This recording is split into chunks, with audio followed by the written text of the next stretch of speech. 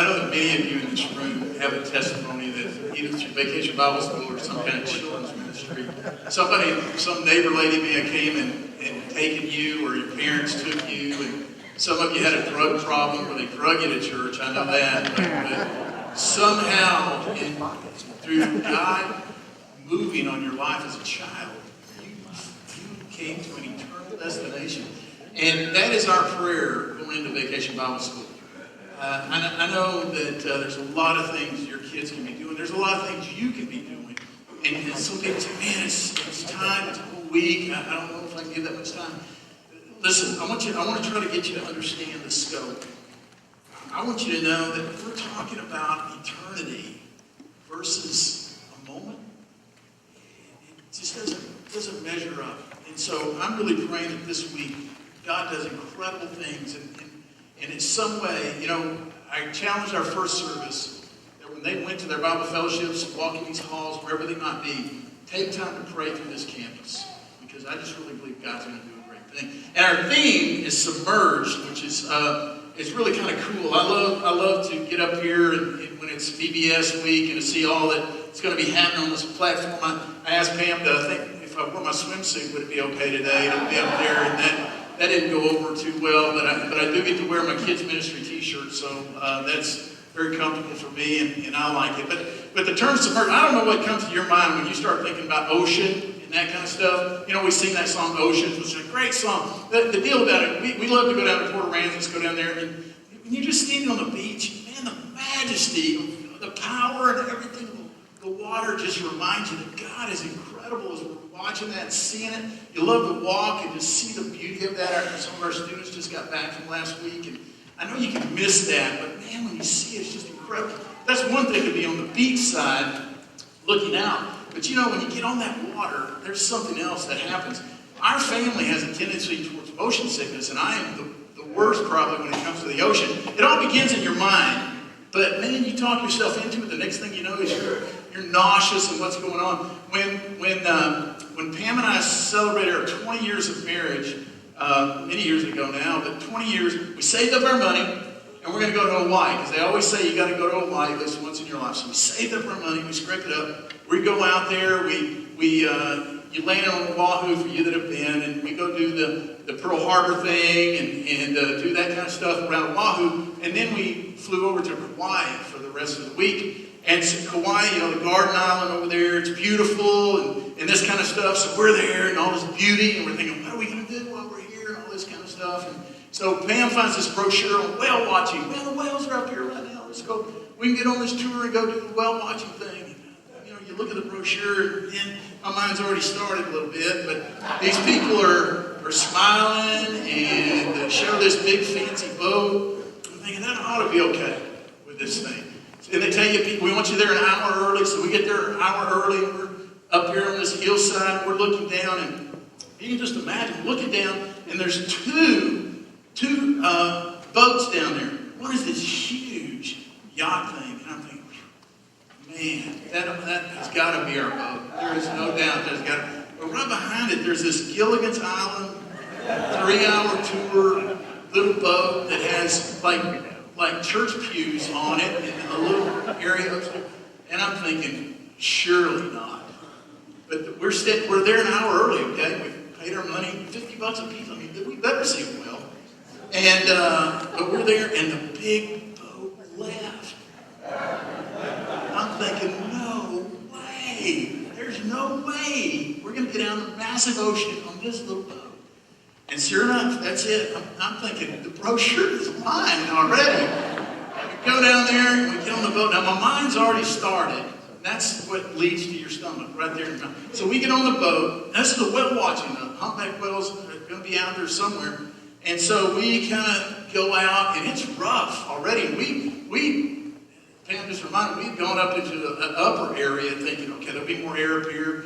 And, close to thinking, I don't know what we were thinking. But we thought it was going to be better.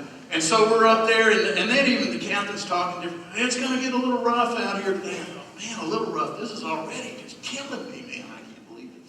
And so finally, I got nauseous to the point. I said, honey, I got to go down. I got to go down there and find the restroom or something. What's going on? So I get down, and I go under this area that I think I'm going to be able to go under there, and this lady stops me. And she said, where are you going? I said, man, I got to go to the restroom. I'm nauseous. She said, don't come in here. And I thought, she says, you need to go out there at the back of the boat. So I look at the back of the boat. It's not that far away anywhere, so I kind of walk around the church pews and go back. It's back there where the wheelchair people are, the handicap area. So I am standing back there with their back there in the boat. I'm there, and man, it's going up and down, and we have not seen a whale. And I'm thinking, man, I want my money back already. This is just terrible. And all of a sudden, I'm telling you the truth. You know when it finally gets to that point where it's coming. And so I'm by the side of the boat. Feel sorry for those people back there. And the moment that I hurl to feed the fish, I tell you, I promise you this is true. The captain says, there she blows! I thought, he's ridiculing me, is what I thought was going on. He's watching me. But literally, a humpback whale crested and blew his snout at the time that I threw up, the very same time.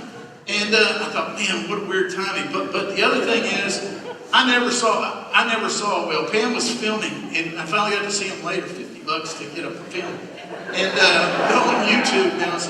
But I swear to you, man, one of those whales could have come up and spoke to me. I didn't care at that point. I'm so sick. So I'm thinking, oh, man.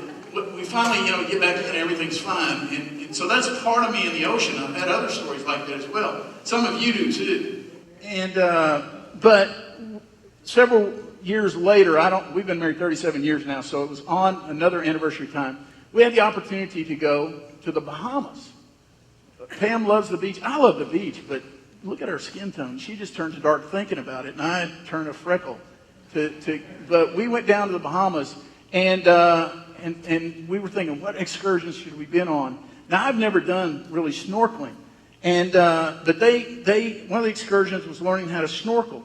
And so we went out there and snorkeling. They give you an apparatus like this so you're able to breathe. Many of you have done it. And the whole key thing is that you're able to look under the surface as you float along the top. Incredible. I mean, I loved it. But because what you're seeing is, for people like me, you just see the top and the rocking and the throwing up. But once you look under, you see the incredible majesty of what God has done. I mean, it is unbelievable. And you can just float there for hours looking at stuff and you're thinking, man, that's incredible. Because with the naked eye above the water, you cannot see those things. But once you go beyond the surface and you submerge, you think, golly, this is incredible what God has done with beauty. And if you just stay on the top, you don't see all of that. The ocean has its majesty, but when you see underneath, it is incredible. This week, we're looking at submerged. We're looking at beyond what we can see. We're looking at the majesty of God and how He looks beyond. And when Jesus walked this earth, He was incredible. It's like Jesus was snorkeling on earth because He could come along. And this week, our students are going to learn first about Zacchaeus. And what do we say about Zacchaeus? The wee little man. And that's all we kind of know about him. But this week, our kids are going to look beyond the surface and how Jesus saw Zacchaeus. They're going to look beyond the surface on Nicodemus, this Pharisee that felt like he had to come to Jesus in the middle of the night because he was afraid of what people would think. And how Jesus could see beyond that religious facade into how He really was. They're going to learn about the woman at the well. You remember the woman at the well? Jesus saw her, man. And on the surface, it was a woman feeding sheep in the middle of the day. Not to Jesus. He saw beyond the surface. He saw a woman that had been abused by men. A woman who had all kinds of issues in her life. But yet, she was looking for the Messiah. And Jesus saw beyond the surface. The kids are going to learn one day about the blind man. Jesus encounters a blind man who, the people would see every day, toss him a few coins. Not Jesus. Jesus looks beyond the surface to a guy who eventually He's going to restore his sight and he's going to be used for the kingdom. And then the last day, they're going to deal with how Jesus looked at children. Many people in that day saw children as a deterrent. Let's keep them away. Not Jesus. Jesus looked beyond the surface and He saw them. And this morning we're going to look at this a little bit for us. Our kids will look at it all week long, but today here's what I want you to think about. I want you to think about when God looks at you, what does he see below the surface? The real you. Man, we're great at facades. I mean, we're great at putting up all kinds of facades out here because I want to show you what I want you to see. It's like Facebook. How false in the world is Facebook? I love it because we get to see pictures of one another to see what's going on. But I mean, people make comments on there, and I'm thinking, I know your life. Your life is stinking in some areas, and here you are putting up a facade that is showing something that's not the real you. But yet God sees the real you. And today we want to kind of get below the surface and do a little snorkeling into our lives and allow God to look at us a few minutes. Psalm 139 is where we're going to be. In Psalm 139, verses 23 and 24 are the verses that our students are going to be memorizing this week. But I wanted to jump into the chapter and kind of give us a glimpse, I guess you would say, wade in to look at this today. And let me kind of give you a background of this psalm a little bit that will help us to get to where we're going to get with this prayer of David today. David penned this psalm, okay, Psalm 139. And let me tell you, it is golden. It is probably, out of all the psalms, one of my favorites because it just talks about the majesty of God. And in fact, what David's doing, he's penning, you know me, oh God, you've searched me. I mean, you look at how he talks about how God is everywhere. You know, if I go to the depths, you are there. If I'm on the far side of the sea, you're there. I mean, God, you're everywhere. You're all-knowing. There's nothing you don't know. And he's talking about all these things. He makes God huge. And he's talking about you know everything. You're everywhere. You're all-powerful and all this kind of stuff. And then he begins to say, wickedness cannot be in your presence. I mean, you know, this cannot happen. But then all of a sudden, this is my mind, okay? When I read the scripture here, all of a sudden, it's like pause button. He's been declaring how great God is, how he knows everything, he sees everything, he's all powerful. Wickedness cannot be in your presence. And then all of a sudden there's this reality that, whoa, what if I'm the wickedness? What if I know all these things about you, God, but yet me on a personal level, we're not in right standing? You ever been there? I mean, you read about the majesty of God, you read about the holiness of God, you read about the greatness of God, and then all of a sudden you start putting your life up against it and thinking, whoa, I'm not quite there. Look at what he prays in verse 23 of Psalm 139. I'm going to read this in the King James because the kids are going to be remembering it this week in the King James Version. It says this. Let me read the two verses together. It says, search me, O God, and know my heart. Try me and know my thoughts, and see if there be any wicked way in me, and lead me in the way everlasting. It's a great prayer. But when you look at it in the context of what I just said, David hit the pause, and then he does this prayer. I want to unpack it just for a few minutes. It's a short verse, but I think if you can circle and just get what words mean, you can see the depth of what his cry is. Notice what he says. He says, search me. The word search here, we're infatuated with criminal investigation shows, aren't we? We loved when CSI was so popular for so long, and there's still others that you watch today or 48 Hours or something where you want to see how they can tear things apart and examine and explore. That's literally what David is saying here. He says, listen, probe me, examine me, look into my heart, oh God, know my heart. And it's an in being. I mean, Lord, know me for where I really am. You explore how I really am. Not the facade I put on. Not when I look in the mirror what I see. But what is the real me? God, I want you to explore the depths of who I am. Isn't that freaky scary? Do you really want the God of the universe, which he already knows, but to reveal it to you how you really are? And that's what David is saying. Lord, search me. And I love the word know here because it's a relational knowing. God, I want you to examine me. And I want you to examine the inner being, but Lord, I want to do it in a relational way. I want to know that you know me and I know you. That's powerful, man. And then he says this. He says, he says, try me. Try me. Now the word try me there is not like I'm drinking a Coke or something. Hey, why don't you try this? Or I'm eating a certain kind of food that I'm thinking, this is good. Why don't you try this? That's not what he's saying. He's saying, try me. He's saying, put me on trial. Investigate me. Refine me. Cross-examine me. And he says, I want you to try me and know my thoughts. I want you to cross-examine me, God. I want you to look what's inside there that I want you to refine me. Now, that's scary, too. Because if you're going to be refined, it is not going to be a painless experience. In fact, the term that we get a picture from so often is the refining of metals. And you've read before probably about a silversmith who will, if he's going to refine silver, he has silver, but it's worthless unless it's refined.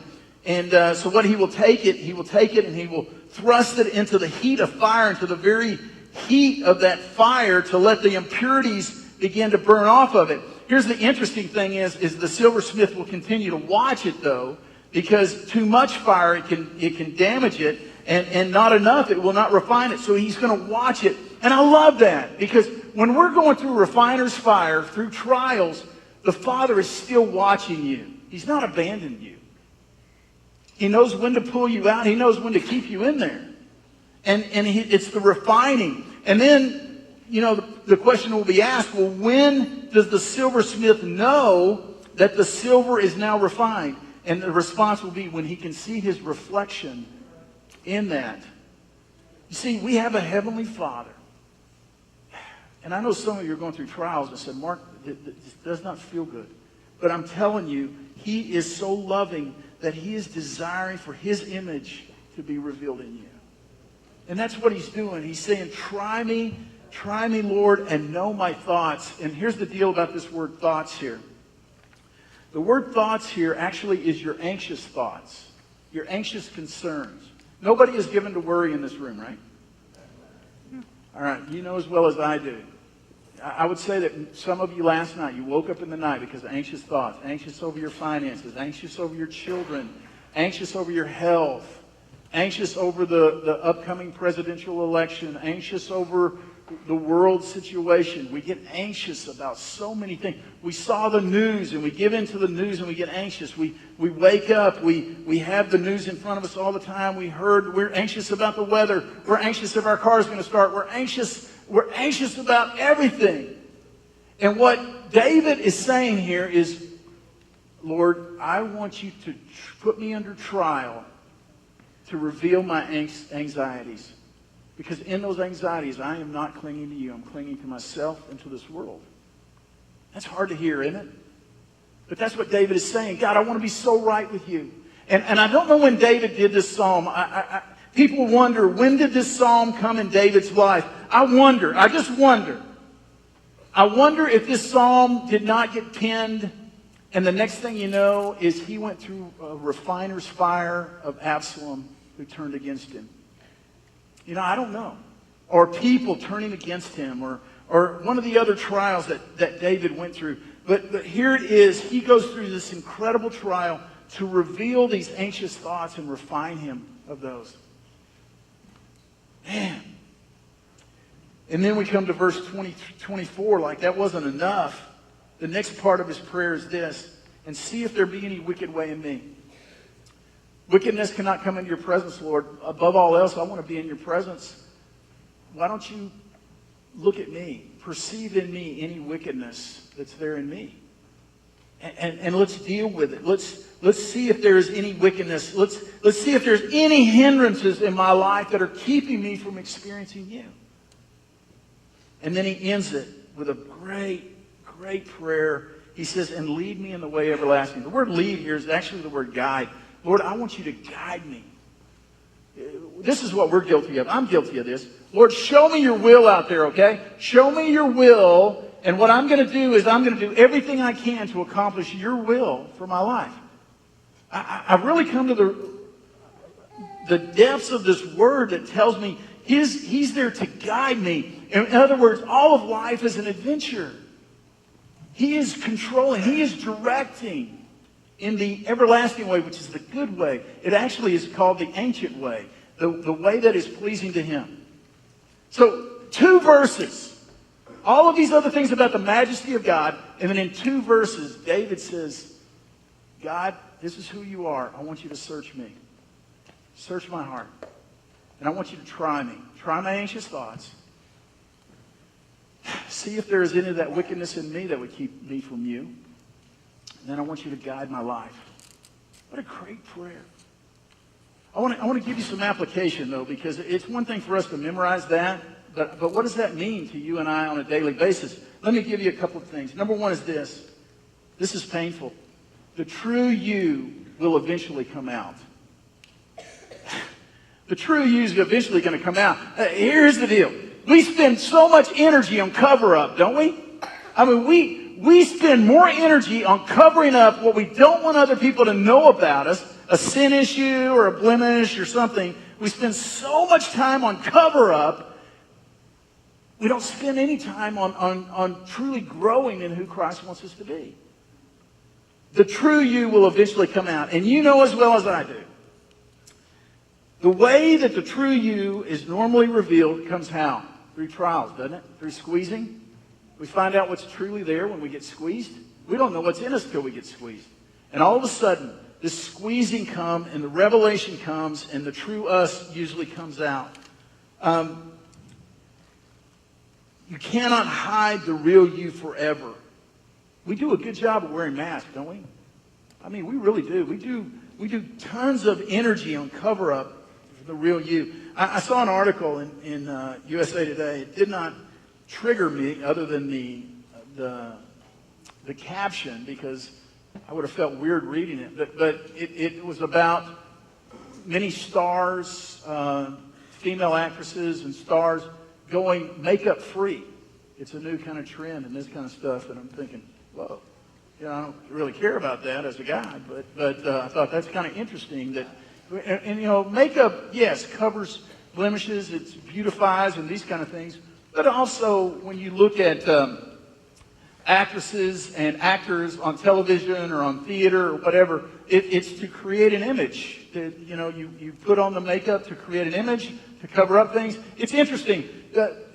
Part of this generation this won't make sense to, but when HD television first started, before HD, much of the newscast and stuff, they put fake stuff in the background and all this kind of stuff. But when HD came around, HD revealed everything. So they had to do makeup better. They had to do backgrounds better. They had to do everything better. And I'm just telling you that eventually the real you is going to come out. And you're not going to like it, probably. So you can either let the world squeeze it out of you or just go ahead and confess it before the Lord. The second thought I want you to grab is this, is that the refining process of God will continue until you step out into eternity. That doesn't feel good. I know. There's times I wish I could get up here and say, come to Jesus and nothing goes wrong. But you know as well as I do that He loves you enough, He puts you through the refining process.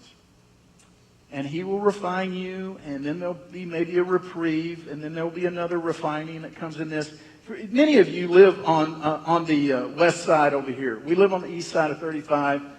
The west side of 35, if you're gonna plant a tree on the west side of 35, what's going to happen the minute you put your shovel in? You're going to hit rock.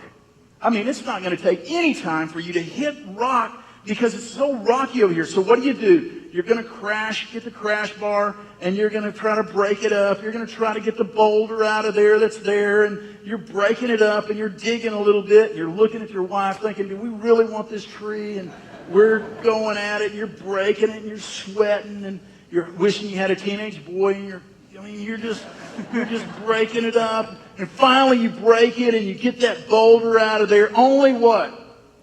There's more underneath it. You're thinking, good, nah. And so you pull that out of there, and then you've got little ones behind. What I'm saying is this. Many of you have dealt with some huge boulders in your life.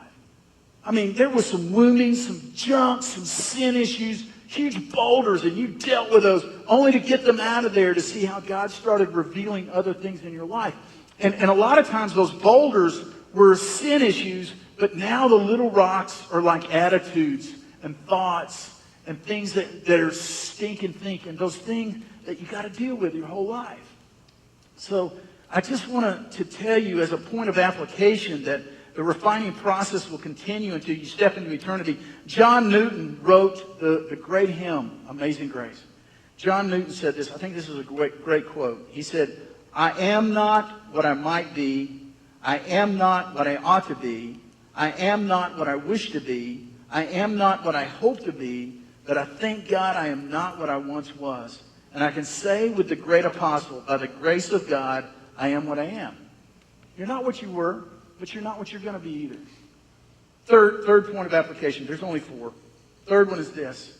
His strength is perfected as our weaknesses are revealed. As these weaknesses come forth, we think it's softness, but it's not. What it is God reveals His strength as our weaknesses are revealed.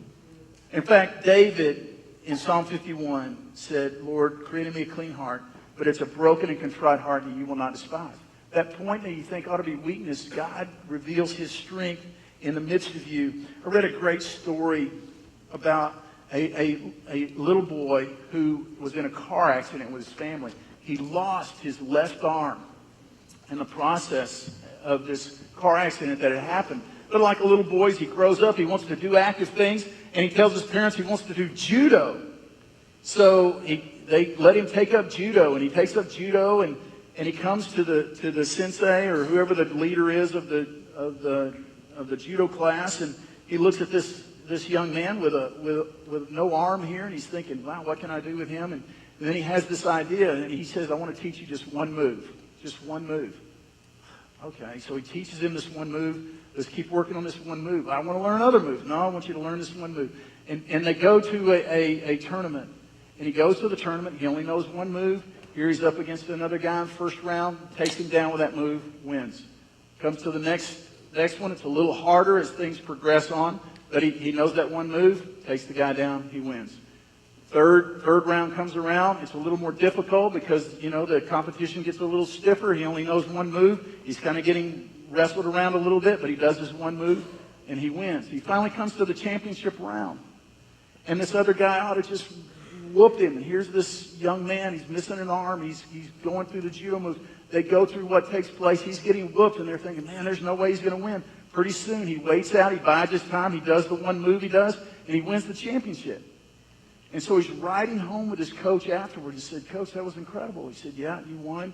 You did a good job. He said, you know why you won? He said, why, Coach? He said, 2 reasons you won.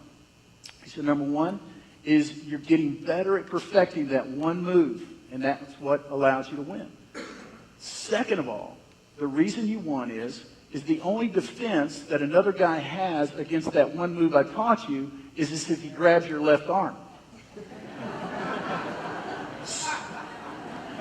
So the deal is what should have been a weakness ended up being a strength. And it's that way with us. There's certain areas of your life where there are weaknesses.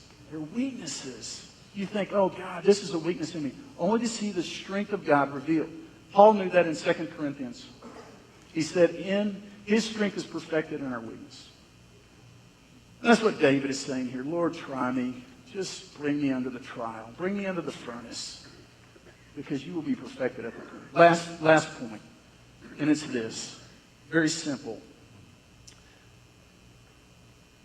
Watch where God is going to guide you. Life becomes an adventure. And not just a destination, but an adventure. One of the local pastors was down at a coffee shop here in town. And I'd actually seen him in here, and it was referenced later. He said that he was there and he heard one of the employees there make a comment to another employee saying this. He said, she said this. He said, I went to church Sunday, and but it was really boring. Now, I granted sitting in here can be boring. Listening to me can be boring. I realize those kind of things can be a little boring. But you know what went through my mind? Walking with Jesus never ought to be boring. What happens is that many of us came to Christ, maybe at a vacation Bible school. We came to Christ. We walked an aisle. We were baptized. And we think the next step in my journey is to die and go to heaven. instead of realizing that he has put us on a narrow path that is adventurous. Everything we do in life can become an adventure. Being stopped at a red light, we can say, okay, God, why? I mean, I want to see the adventure here. Being through certain things, we're thinking, God, what are you doing here? It's because it's an adventure. He uses everything in your life as an adventure. But if you just see it as a destination some way, it is going to be boring. But if we can see it as an adventure and where God is taking you. The question I have for you today is, and we're going to end with this and we're going to pray. When God looks beyond the surface at you, what does he see? Is he seeing potential that's being wasted? Or is he seeing, man, I see potential of great things that God wants to do here. I see incredible things that what, or does he look at you and say, oh, they're so anxious, they're hanging on to things. If they would just let that go, who knows what could happen. Listen, let's just bow with me and pray. I want you to take a moment just to be still before God and ask him, man, search me, oh God. Know my heart. Try me and know my thoughts, especially my anxious thoughts. See if there's any wickedness in me, God. See if it's there. Wickedness doesn't even come in. God, look at my heart. I mean, God, look at my heart. Is there any wickedness there? Any painful areas that would keep me from being close to you? And then, Lord, lead me in your path. Don't just point out some destination, but guide me, Lord. Be my guide.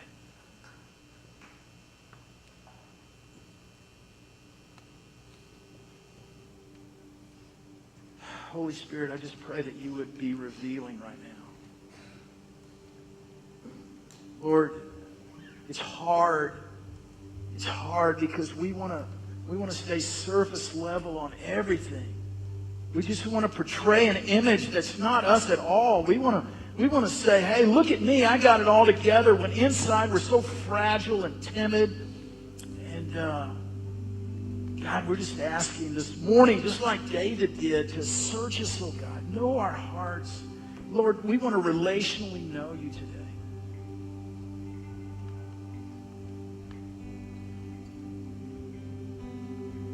Lord, I pray that you would just, God, this is hard to pray. Would you break down our defenses?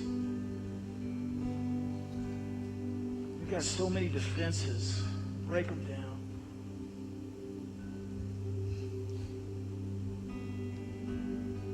Why don't you stand with me? Would you do that? Just stand.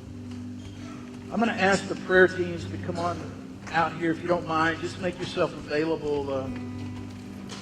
I know that many of you have prayer needs. Some of you in this room right now are saying, man, Mark, I'm not even sure I know God at all. How do I come to know him in a real, tangible way, not as just some out there? Hey, would you step on out? Let somebody just pray with you. Let's begin there in the journey. These steps become a place of prayer, just for private prayer time. The Lord's Supper's on my left. Listen, don't miss this moment right now. Father, we just lay it before you. I pray that over the next couple of minutes, people will do business with you.